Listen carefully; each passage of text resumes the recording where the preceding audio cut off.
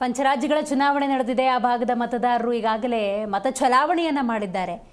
ಗೆಲುವಿನ ಗದ್ದುಗೆಯನ್ನು ಯಾರು ಏರ್ತಾರೆ ಅನ್ನೋದು ಕುತೂಹಲವಾಗಿದ್ದರೂ ಕೂಡ ಚುನಾವಣೆಯ ನಂತರದ ಈ ಎಕ್ಸಿಟ್ ಪೋಲ್ ಸಮೀಕ್ಷೆ ಏನಿದೆ ಒಂದಷ್ಟು ಕುತೂಹಲವನ್ನು ಹುಟ್ಟುಹಾಕಿದೆ. ಝೀ ನ್ಯೂಸ್ ಈ ನಿಟ್ಟಿನಲ್ಲಿ ಚುನಾವಣೆಯ ನಂತರದ ಸಮೀಕ್ಷೆಯನ್ನು ಮಾಡಿದೆ. ಅದರ ಒಂದೊಂದೇ ಡೀಟೇಲ್ಸನ್ನು ನೋಡ್ತಾ ಹೋಗೋಣ. ಮೊದಲನೇದಾಗಿ ತಮಿಳುನಾಡಿನಲ್ಲಿ ನೋಡಿ, ಚುನಾವಣೋತ್ತರ ಸಮೀಕ್ಷೆ ಬಹಿರಂಗವಾಗಿದೆ. ಇದು ನಿಮ್ಮ ಝೀ ನ್ಯೂಸ್ನ ಸಮೀಕ್ಷೆ. Exit poll details. ತಮಿಳುನಾಡಿನಲ್ಲಿ ಡಿಎಂಕೆಗೆ 140ರಿಂದ 162 ಸ್ಥಾನ. ತಮಿಳುನಾಡಿನಲ್ಲಿ ಡಿಎಂಕೆಗೆ 140ರಿಂದ 162 ಸ್ಥಾನ. ಎಐಎಡಿಎಂಕೆ ಮೈತ್ರಿಕೂಟಕ್ಕೆ 52ರಿಂದ 74. ಓಕೆ, ಇಲ್ಲಿ ಬಿಜೆಪಿಗೆ 3ರಿಂದ 7 ಅಂತ. ಅದರೊಳಗೆ ಇನ್ನು ವಿಜಯ್ ಪಕ್ಷ ಟಿವಿಕೆ 8ರಿಂದ 18 ಸ್ಥಾನ. ಅಬ್ಬರ ಮಾತ್ರ ಬಹಳ ಜೋರಾಗಿತ್ತು. ಬಟ್ ಎಕ್ಸಿಟ್ ಪೋಲ್ನ ಒಂದಷ್ಟು ಇನ್ಫಾರ್ಮೇಷನ್ ಇದು. NTKಗೆ 0ರಿಂದ 2 ಸ್ಥಾನ ಇಲ್ಲದೇನೂ ಇರಬಹುದು ಅನ್ನುವಂಥ ನಿಟ್ಟಿನಲ್ಲಿ. ಇತರರು 2ರಿಂದ 6 ಸ್ಥಾನ ಅನ್ನೋದು ತಮಿಳುನಾಡಿಗೆ ಸಂಬಂಧಪಟ್ಟಂತಹ ಮಾಹಿತಿ.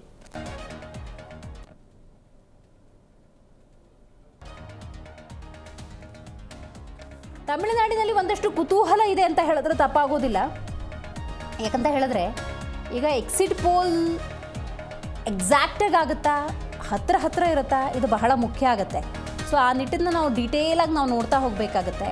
ನೋಡಿ, ತಮಿಳುನಾಡಿನಲ್ಲಿ ಲಾಸ್ಟ್ ಟೈಮು ಎಕ್ಸಿಟ್ ಪೋಲ್ನ ರಿಸಲ್ಟ್ಸ್ ಹೆಂಗಿತ್ತು ಅಂತ ಹೇಳಿದ್ರೆ DMK 160, AIDMK 66 ಅನ್ನುವಂತಹ ಎಕ್ಸಿಟ್ ಪೋಲ್ನ ಮಾಹಿತಿ ಲಭ್ಯವಾಗಿತ್ತು. ಸೊ ಈಗ ನೀವು ಗಮನಿಸಬಹುದು ತಮಿಳುನಾಡಿನ ಎಕ್ಸಿಟ್ ಪೋಲ್ನ ಮಾಹಿತಿ ಹೇಗಿದೆ ಅಂತ ಹೇಳಿ. ಸೊ ಹಾಗಾಗಿ ಕೆಲವೊಮ್ಮೆ ಎಕ್ಸಿಟ್ ಪೋಲ್ದು ಪ್ಲಸ್ಸು ಚಾನ್ಸಸ್ ಇದೆ, ಮೈನಸ್ ಆಗುವಂತಹ ಸಾಧ್ಯತೆಗಳು ಕೂಡ ಇರುತ್ತೆ. 2021ರ ಚುನಾವಣೆ ತಮಿಳುನಾಡಿನ ರಾಜಕೀಯ ಇತಿಹಾಸದಲ್ಲಿ ಅತ್ಯಂತ ಪ್ರಮುಖ ಅಂತ ಹೇಳಿದ್ರು ತಪ್ಪಾಗೋದಿಲ್ಲ. ರಾಜ್ಯದ ಇಬ್ಬರು ಪ್ರಬಲ ನಾಯಕರು ಜಯಲಲಿತಾ, ಕರುಣಾನಿಧಿ ಇವರ ನಿಧನದ ನಂತರ ಚುನಾವಣೆ ಒಂದು ರೀತಿ ಕುತೂಹಲವನ್ನು ಹೆಚ್ಚು ಮಾಡಿತ್ತು.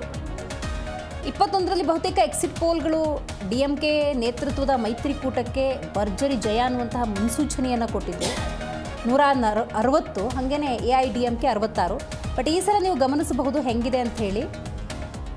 ತಮಿಳುನಾಡಿನಲ್ಲಿ DMKಗೆ 140ರಿಂದ 162 ಸ್ಥಾನ ಅನ್ನೋದು ಸದ್ಯಕ್ಕಿರುವಂಥ ಮಾಹಿತಿ. ಝೀ ನ್ಯೂಸ್ನ ಚುನಾವಣೋತ್ತರ ಸಮೀಕ್ಷೆ ಇದು.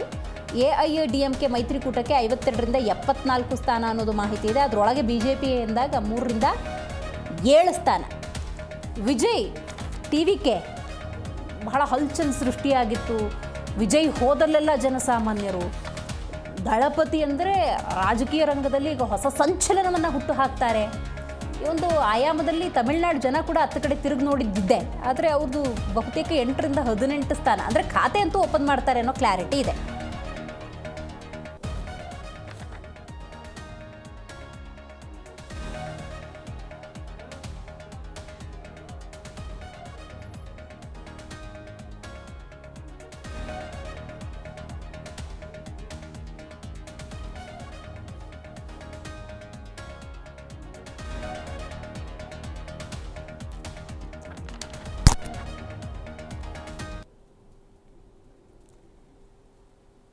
ನೋಡಿ, ಚುನಾವಣೆಯ ನಂತರದ ಸಂದರ್ಭದಲ್ಲಿ ಆ ಸಮೀಕ್ಷೆ ಏನಿದೆ ಒಂದಷ್ಟು ಕುತೂಹಲವನ್ನು ಹೆಚ್ಚು ಮಾಡುತ್ತೆ. ಕೇರಳದ ವಿಚಾರವನ್ನು ನೋಡ್ತಾ ಹೋಗೋಣ.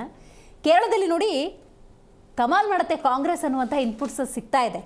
ಸೊ ಹಾಗಾಗಿ ಕಾಂಗ್ರೆಸ್ ನೇತೃತ್ವದ UDFಗೆ ಅಧಿಕಾರ ಅನ್ನೋದು ಸದ್ಯಕ್ಕಿರುವಂಥ ಇನ್ಪುಟ್ಸ್. ನೋಡಬೇಕು ಅಲ್ಲಿನ ಮತದಾರರು ಯಾವ ರೀತಿ ನಿರ್ಣಯಕ್ಕೆ ಬರ್ತಾರೆ ಅಂತ. ಕಾಂಗ್ರೆಸ್ ನೇತೃತ್ವದ UDFಗೆ ಅಧಿಕಾರ ಅನ್ನೋದು ಝೀ ನ್ಯೂಸ್ನ ಚುನಾವಣೋತ್ತರ ಸಮೀಕ್ಷೆಯ ಮಾಹಿತಿ. 63ರಿಂದ 74 ಸ್ಥಾನಗಳಲ್ಲಿ UDFಗೆ ಗೆಲುವು. ಆಡಳಿತಾರೂಢ LDFಗೆ 58ರಿಂದ 70 ಸ್ಥಾನ ಅನ್ನುವಂಥ ಮಾಹಿತಿ ಇದೆ. 2ರಿಂದ 5 ಸ್ಥಾನಗಳಲ್ಲಿ NDA ಜಯಬೀರಿ. ಓಹೋ, ಏನು ಕಮಾಲ್ ಮಾಡುವ ಎಲ್ಲ ಪ್ರಯತ್ನಗಳು ಹಾಗೆ ಉಳ್ಕೊಂಡ್ಬಿಡ್ತಾ NDAಗೆ? ಒಂದಷ್ಟು ಕುತೂಹಲ ಖಂಡಿತವಾಗ್ಲೂ ಇದ್ದೇ ಇದೆ. 140 ಕ್ಷೇತ್ರಗಳಲ್ಲಿ ಒಟ್ಟು ಮ್ಯಾಜಿಕ್ ನಂಬರ್ 71. ನೀವು ಗಮನಿಸಬೇಕು ಕೇರಳದ ರಿಸಲ್ಟ್ಸ್ ಹೆಂಗಿರುತ್ತೆ ಅಂತ. UDF 63ರಿಂದ 74 ಪಡ್ಕೊಂಡ್ರೆ ಅಲ್ಲೊಂದು ಕ್ಲಾರಿಟಿ ಬಹುತೇಕ ಇದೆ ಅಂತ ಹೇಳಿ. ಯಾಕಂದರೆ 71 ಮ್ಯಾಜಿಕ್ ನಂಬರ್ ಆಗಿರೋದ್ರಿಂದಾಗಿ 74 ಈಸಿಯಾಗಿ ಬಂದುಬಿಟ್ರೆ ಡೆಫಿನೆಟ್ಲಿ UDF ಅಂತ ಹೇಳಿ. LDF 58ರಿಂದ 70 ಅಂತ ಹೇಳಲಾಗ್ತಾ ಇದೆ. ಸೊ ಬಹುತೇಕ ಅಲ್ಲಿರುವಂಥ ರಿಸಲ್ಟ್ಸನ್ನು ಗಮನಿಸ್ತಾ ಇದ್ದೀರಿ. 1ರಿಂದ 4 ಕ್ಷೇತ್ರಗಳಲ್ಲಿ ಈಗ ಸ್ವತಂತ್ರವಾಗಿ ಯಾರು ಅಭ್ಯರ್ಥಿಗಳು ಕಣದಲ್ಲಿರ್ತಾರೆ, ಅವರ ಗೆಲುವು ಅಂಥೇಳಿ. ಅವರು ಯಾರ ಜೊತೆ ಬೇಕಾದರೂ ಕೂಡ್ಕೋಬೋದು. ಸೊ ಅಂಥ ಚಾನ್ಸಸ್ ಕೂಡ ಇರುತ್ತೆ. 2-5 ಸ್ಥಾನಗಳಲ್ಲಿ NDA ಜಯಬೇರಿ. ಇಲ್ಲೂ ಕೂಡ ಕಮಾಲ್ ಮಾಡೋದಕ್ಕೆ ನರೇಂದ್ರ ಮೋದಿಯವರು, ದೇಶದ ಪ್ರಧಾನಿ, ಬಹಳಷ್ಟು ಪ್ರಯತ್ನವನ್ನು ಪಟ್ಟರು. ನೀವು ಗಮನಿಸ್ಬೋದು, ಕೇರಳಕ್ಕೆ ಹೋದಾಗ ಕೇರಳ ಸ್ಟೈಲು, ಪಶ್ಚಿಮ ಬಂಗಾಳಕ್ಕೆ ಹೋದಾಗ ಅಲ್ಲಿ ಸ್ಟೈಲು, ತಮಿಳ್ನಾಡಿಗೆ ಹೋದಾಗ ಅಲ್ಲಿದೆ ಸ್ಟೈಲು. ಅಲ್ಲಿಯ ಭಾಷೆ, ಅಲ್ಲಿನ ನೇಟಿವಿಟಿಗೆ ತಕ್ಕಂತೆ ತಮ್ಮದೇ ಆದಂಥ ಪಾತ್ರವನ್ನು ನಿಭಾಯಿಸಿದ್ರು. ನೀವು ಗಮನಿಸ್ಬೋದು ದೃಶ್ಯದಲ್ಲಿ, ಅದು ಕೂಡ ಸ್ಪಷ್ಟವಾಗಿ ಗೊತ್ತಾಗ್ತಾ ಇದೆ. ಎನಿಹೌ, ಕೇರಳದ ಒಂದಷ್ಟು ಇನ್ಪುಟ್ಸ್ ಲಭ್ಯವಾಗಿದೆ. 63-74 ಸ್ಥಾನಗಳಲ್ಲಿ UDF, ಆಡಳಿತಾರೂಢ LDF 58-70 ಸ್ಥಾನ ಅನ್ನೋದು ಸದ್ಯಕ್ಕೆ ಲಭ್ಯವಾಗಿರುವಂಥ ಮಾಹಿತಿ.